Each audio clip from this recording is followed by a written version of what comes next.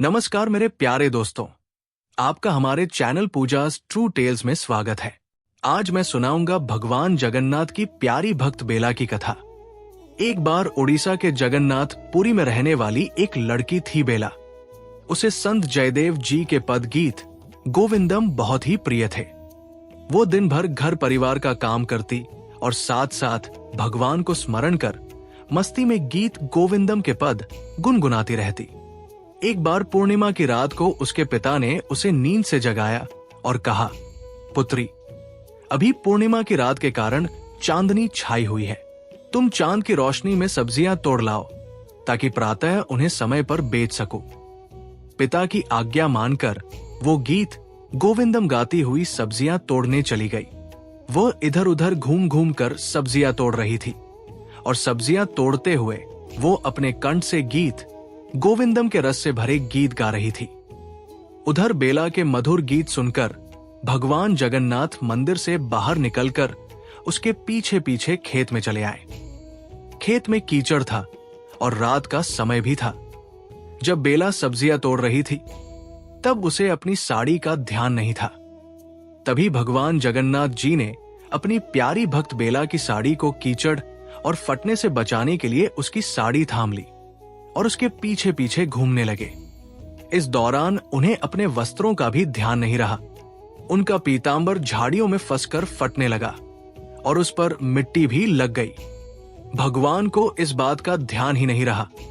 अगले दिन प्रातः जब जगन्नाथ जी का पट खुला, वहां का राजा जब जगन्नाथ जी के दर्शन करने पहुंचे तो राजा को भगवान का फटा हुआ पीतांबर देखकर दुख हुआ।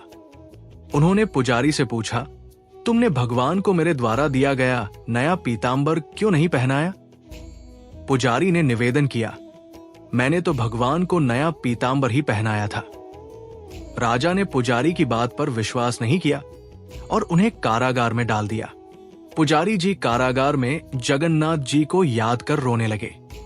प्रभु, आप तो सच्चाई जानते हैं कि मैंने आपको नया पीतांबर ही पहनाया था। उधर राजा जब विश्राम कर रहे थे तब उन्हें स्वप्न में भगवान जगन्नाथ ने दर्शन दिए। भगवान ने कहा, वो पुजारी निर्दोष है, उसने मुझे नया पीतांबर ही पहनाया था।